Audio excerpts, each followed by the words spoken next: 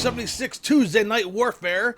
With not having an August pay-per-view, I've decided to do some more Tuesday Night Warfares. We have 3 great matches scheduled for tonight, as Mr. Wonderful Paul Orndorff 1986 will take on Hacksaw Jim Duggan 1987. Demolition 1989 will take on the Nasty Boys 1991.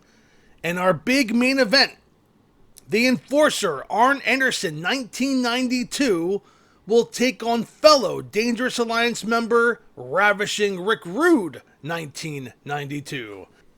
Without further ado, let's head down the ringside for our opening match. And we begin things here with a Texas Tornado-style match as Demolition 1989 will take on the Nasty Boys 1991. And what a match this should be. You will notice that there is no Jimmy Hart at ringside. This is a Texas Tornado-style match. WWE 2K19 does not allow managers at ringside for Tornado-style matches.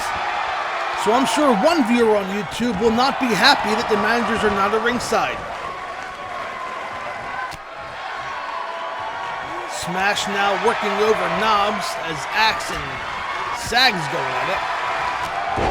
A big elbow by Knobs takes down Smash.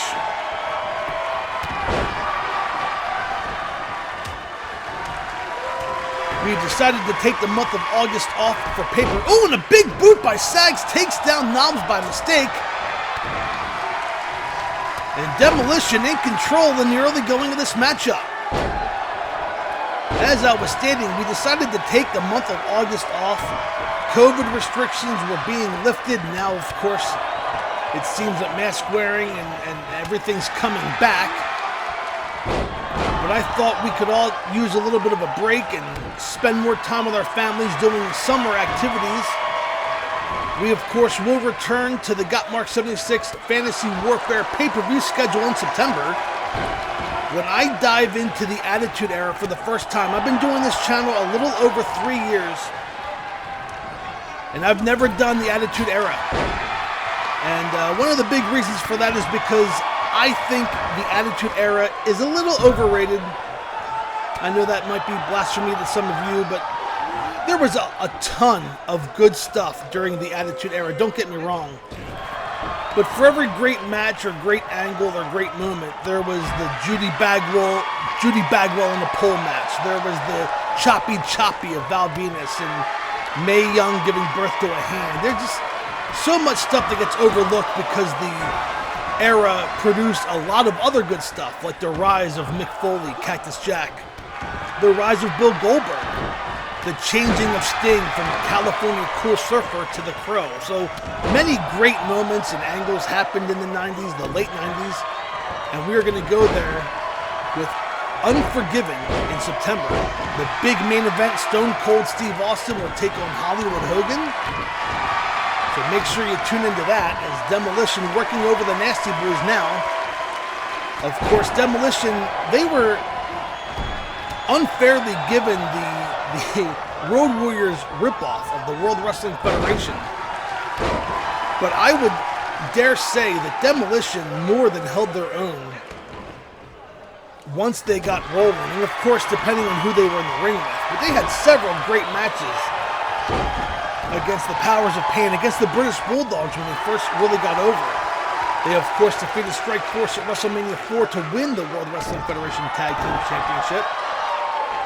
And had some great matches with the Hart Foundation. And just a great tag team that really overcame that gimmick infringement, if you will. As now Demolition working over 2-on-1 over Sags. Goes for the cover, 1, 2, and no, a breakup by Knobs just in time. And of course, I'm going to go on record to say that the Nasty Boys, even though they made a name for themselves in Memphis and the AWA really hit a stride in WCW in 1990, the tag team that really took it to the Steiner Brothers, I implore any of you to go to the Peacock Network and watch Halloween Havoc 90. That Steiners and Nasty Boys match stole the show, hands down. And of course, you come to find out later, I never read dirt sheets in the 90s. I more or less know stuff what I read now, but the Nasty Boys were working on a per-date contract. They did not have a long-term contract. So Vince McMahon basically pulled the Nasty Boys from right underneath WCW's nose. And a beautiful suplex by Axe on Sags as Smash working the neck of Brian Knobbs. The Nasty Boys, of course, would go on to win the World Wrestling Federation Tag Team Championship by defeating the Hart Foundation at WrestleMania 7. They would lose those titles in a great match against the Legion of Doom at SummerSlam 91. The pinnacle of the Legion of Doom being in the World Wrestling Federation. A Smash climbing the top rope. I have this set on AI. And a double axe handle down on Knobbs. Axe goes for the cover. Kick out of 2 by Sag. So much action to call here. I have this on AI, so the trolls that like to leave comments about ruining Fantasy Warfare matches, please know that I have no say in the spine buster. Down goes Sags. That has to be all. But no, Axe does not go for the pinfall. Instead of leg lock, locked in the middle of the ring, is Sags able to escape. A single leg crab hooked in the middle of the ring. And Axe lets go of it for some reason. Smash picking up Knobbs. What's he have in store here? Big right hand. And a Cobra clutch locked in on Brian Knobbs. Can Knobbs escape? He cannot. He taps. And your winners, Demolition 1989. What a back and forth match this was to open up the Fantasy Warfare Tuesday Night Warfare. Here are some highlights.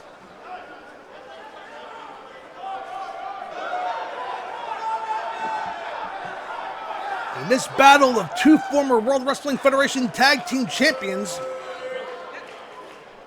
went to Demolition's favor, of course. I don't recall these 2 teams ever facing against each other, so we bring the matches like that to you here at Fantasy Warfare. But your winners, Demolition. Fans, don't go away. Mr. Wonderful Paul Orndorff in action next against Hacksaw Jim Duggan. We'll be right back.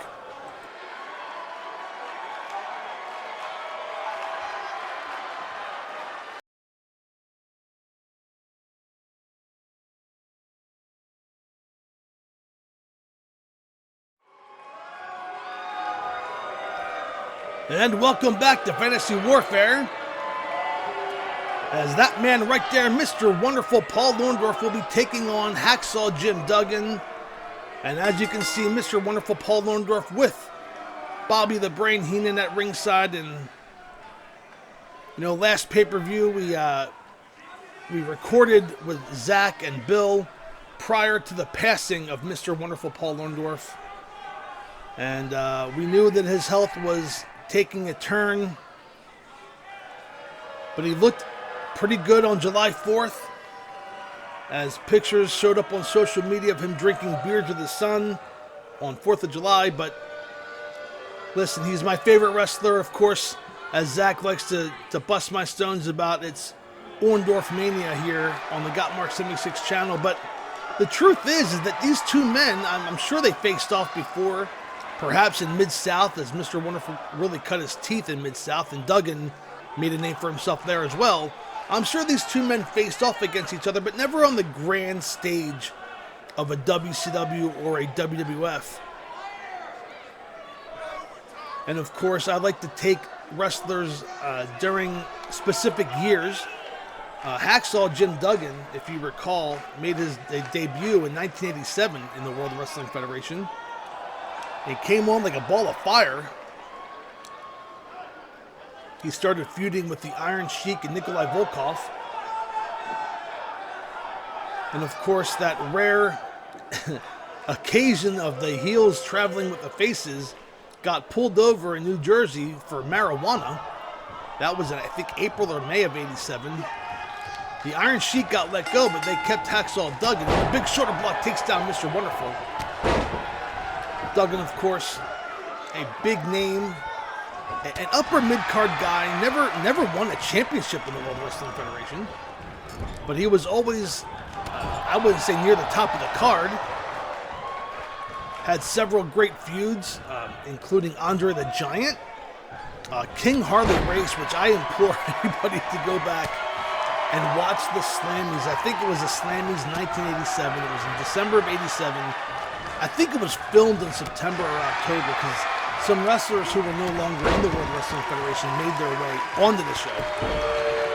But that feud between King Harley Race and Jim Duggan that really went everywhere backstage of the Slammies was inspiration for a show that I did back in last year, the 2K20 season, where I did a redo of WCW 1990, and Stan Hansen and Paul Orndorff wrestled all over Baltimore Arena at the Great American Bash. So that was inspired by the King Race and Jim Duggan Slammies, excuse me. And please excuse the background noise. My neighbors are weed whacking and cutting their grass, and I'm recording this on Monday afternoon for tomorrow's release on YouTube.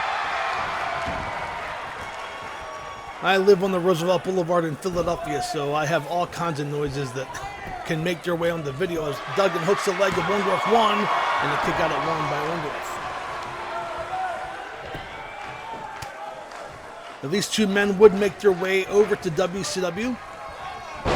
Orndorff would go there in, I think, late 92, maybe early 93. Had that great feud with Cactus Jack.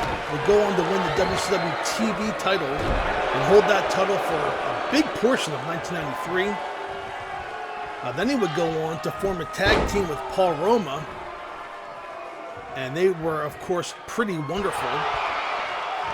And I think that's where Orndorff was used best.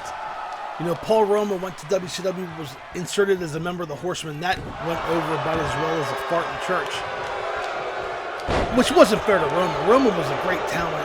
Just people viewed him as a jobber from WWE. And that's why it didn't work out with the Horsemen. But still very talented, great wrestler, great persona. And you put him with Mr. Wonderful, and Pretty Wonderful went on to win the WCW World Tag Team Championship, defeating Cactus Jack and Kevin Sullivan. I think at Bash of the Beach 94, don't have that right in front of me, as Orndorff goes from the cover, kick out at 1 by Duggan. Duggan would join WCW in 1994. He would, well, let's say he'll defeat Steve Austin for the U.S. title, but we all know that was just an angle to get the belt off of Austin, as Austin was scheduled to face Ricky Steamboat in a rematch. But instead, Steamboat out with injury. Duggan took his place and got screwed out of the U.S. title. And of course, Duggan would lose the U.S. title to Vader, and then just kind of hang on WCW for the next few years. And I don't recall if these two men wrestled in WCW, but if they did, it was on some Saturday night show, not a major program or feud between the two men. As Duggan has Orndorff up in a guillotine over the top rope, and down goes Orndorff. A back and forth contest here on Tuesday Night Warfare. Again, I'm recording this on Monday afternoon, the day before. And a slingshot, down goes Orndorff. Tell you what, this is one of my favorite creations for 2K19, is that I had to look up to see who did this Orndorff. It's just a great, I mean, he really just nailed the appearance, the hair, everything. This is one of my favorite creations for 2K19. And of course, I'm going to do everything I can to get 2K22. We still don't know, as Duggan goes for the cover. 1, 2, and a kick out at 2 by Orndorff. We still don't know if 2K22 will be available on the PS4 or not. But trying to get my hands on the PS5 has been very, very difficult. So stay tuned for the next year of the Gotmark76 YouTube channel. And HEENAN up on the apron, distracting Duggan, allowing Orndorff to get back to his feet. And here it comes, an atomic drop instead. I thought a belly to back suplex was coming. And now Orndorff showboating to the fans here. Of course, we will try to have a season next year. Hey, if I had to use 2K19 and 20 again, so be it, on my PS4. But I have tried to get a PS5. I refuse to pay $800 or $900 for this thing. If the MSRP is $499, I'll spend $650, sure.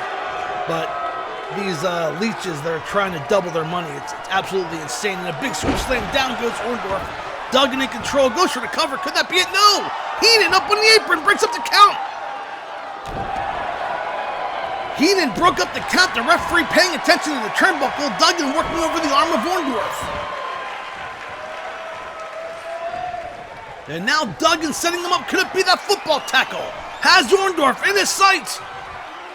He runs, charges, and takes down Orndorff for the clothesline. That has to be all. Duggan hooks a leg, again! Heenan up on the apron. Heenan saving Orndorff from being pinned not once but twice in this match.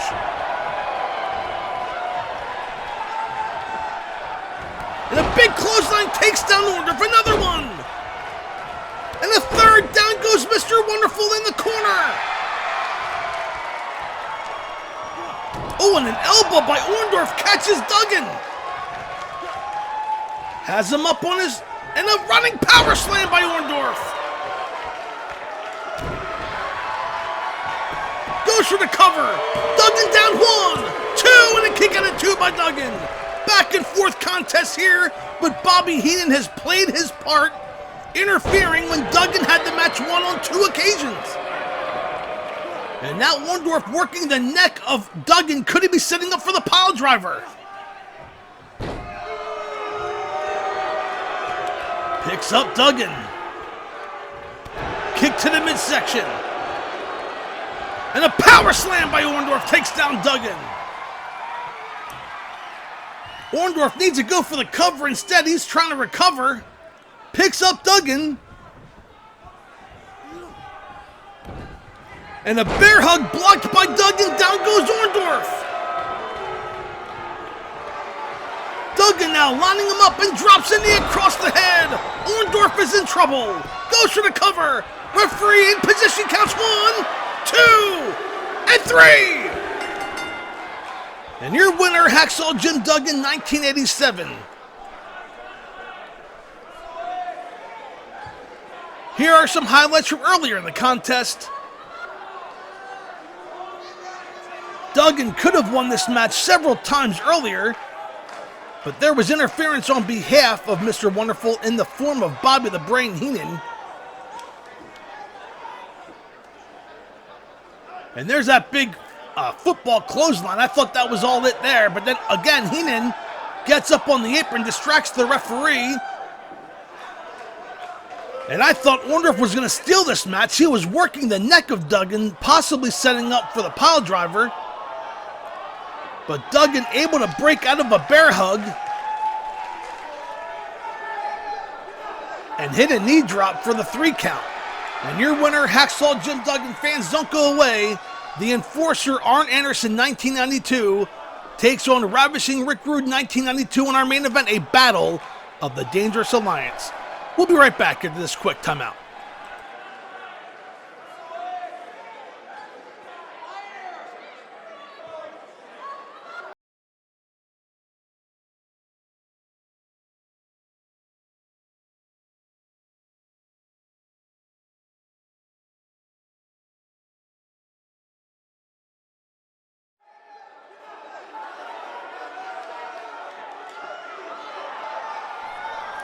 And wait a second, here we are. Arn Anderson making his way to the ring with J.J. Dillon. So let's rearrange this. That we originally thought it was going to be a battle of the Dangerous Alliance. But J.J. Dillon accompanying Arn Anderson to ringside. Let's call this Arn Anderson 1988. As he's being managed by J.J. Dillon, a member of the Four Horsemen. Still a dream match, still a fantasy warfare match. These two members, of course, were both members of the Dangerous Alliance in 1991 through 1992. They were also both members of the Bobby Heenan family in the World Wrestling Federation in 1989.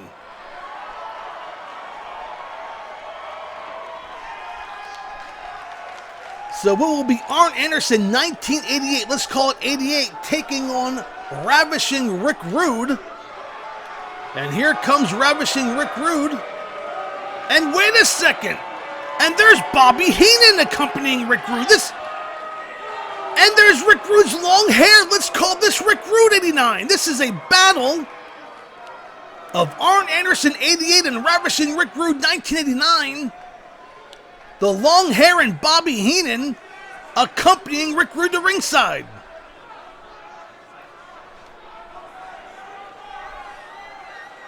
Wow, what a fantasy warfare match this is going to be.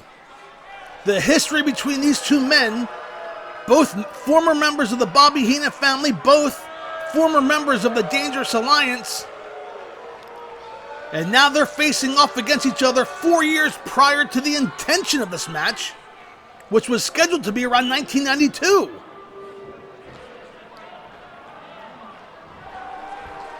And Rick Rude wearing his Survivor Series 87 tights.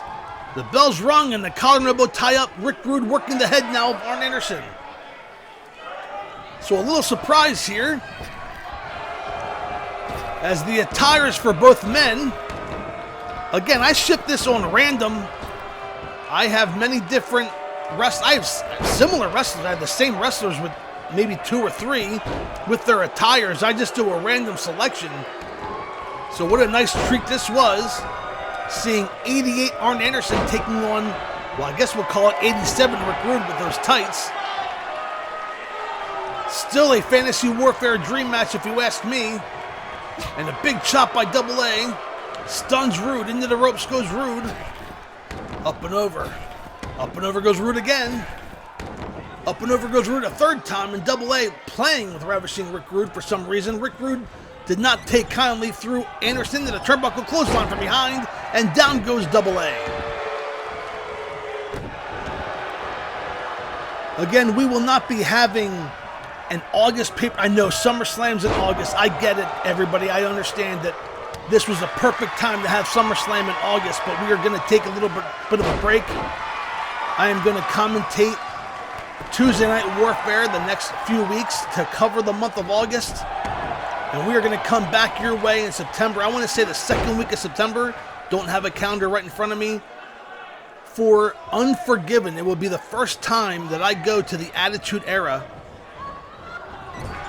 And at the conclusion of this match, I will share with you a promotional video running down the lineup of that card. And some of the matches, of course, have taken place. I mean, it's very hard to come up with dream matches that never happened, especially after 2002, because everybody almost fought each other. But we are going to talk about the years 1998, 1999. They're the years that are going to be really focused here for this Attitude Era pay-per-view. So one of the matches, for example, will be Chris Jericho taking on Booker T. Well, of course, those two men wrestled each other in WCW, and they wrestled each other even in WWE later on in the 2000s, the late 2010s. However, this is going to be 1999 Jericho versus 1999 Booker T. So both men on the rise in their respective promotions, making their way up the ladder. So a fun and interesting twist as we bring the Attitude Era to the Gotmark76 YouTube channel for the first time ever, as Arn Anderson working the arm of Ravishing Rick Rude. And again, a pleasant surprise in this matchup. This was intended to be 1992 Arn Anderson versus 1992 Rick Rude. But the random attires selected, the manager selected, caught me a little off guard here. But it's okay, we're going to have a little fun with it anyway. Anderson now in control, pulls Rude to the middle of the ring. Goes for the cover, Anderson on top, 1, 2, and you're going to have to do more than that to put away Ravishing Rick Rude, of course, a former Intercontinental Champion, a former U.S. Heavyweight Champion, a former International WCW World Heavyweight Champion. Of course, the accolades for Arn Anderson, mostly known as a tag team wrestler. Won tag team gold with, of course, Ole Anderson, Tully Blanchard, Beautiful Bobby. But he was, of course, a former World Television Champion in his own right.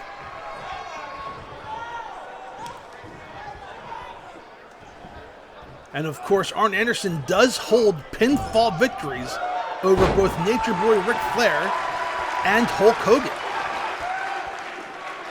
As Rick Rude drops the elbow across the chest. Anderson in trouble in this back and forth matchup. And now Rude working the neck, a wise move on the part of the Ravishing One, setting up possibly for that Rude Awakening to try and put the Enforcer away, but the Enforcer using his head to break that maneuver. What a great move on the part of Anderson. And now Arn back in control, ramming the head of Rude into the top turnbuckle.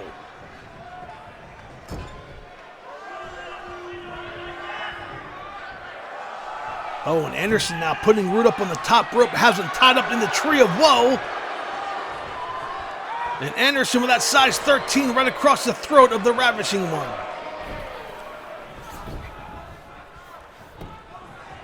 He rolls over Rude, goes for the cover one, and you're going to have to do way more than that to put away Ravishing Rick Rude, as Rude learned earlier in the contest as well.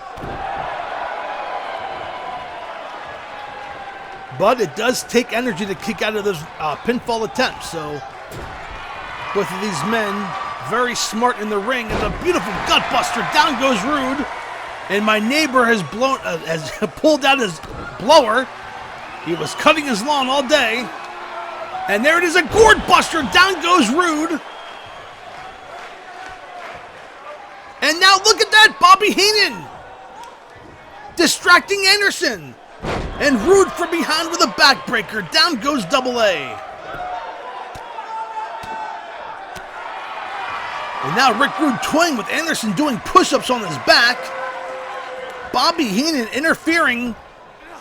He interfered in our last match, trying to help Mr. Wonderful, but that actually backfired. Will it backfire again in this match? Rude setting up Anderson, throws him hard into the turnbuckle, and down goes Anderson.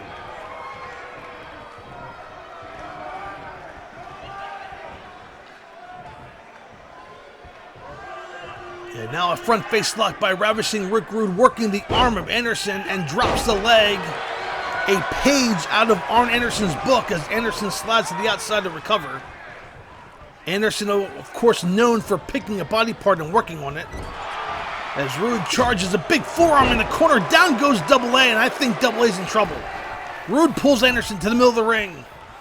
He's gonna roll over Anderson. This could be all. Referee counts one, and a kick out at one by Anderson. Wow, that surprised me. That was a big forearm in the corner, and Anderson dropped like a sack of potatoes. And now Rude working the neck of Arn Anderson, trying to set up for that Rude Awakening. The fans have risen, they're on their feet. Oh, and Ravishing Rick Rude picks him up for a pile driver, spikes him down to the mat goes Anderson. And there's a setup for the Rude Awakening, and now Anderson getting back to his feet. Rude setting him up, kick to the midsection, here it comes. Has him set up and drops him down, the Rude Awakening. Rude goes for the cover, hooks a leg, and JJ now interfering on behalf of Arn Anderson. Turnabout is fair play, as Bobby Heenan interfered earlier in the match, distracting Double A. And now Rude exposing the top turnbuckle. The referee didn't see it. Stomping away on the midsection of Double A. And Rude setting him up for another dropped elbow and down across the chest. Open it! Anderson lured him into a false sense of security. A knee to the face. Big chop takes down Rude. This could be the opening that Anderson's looking for.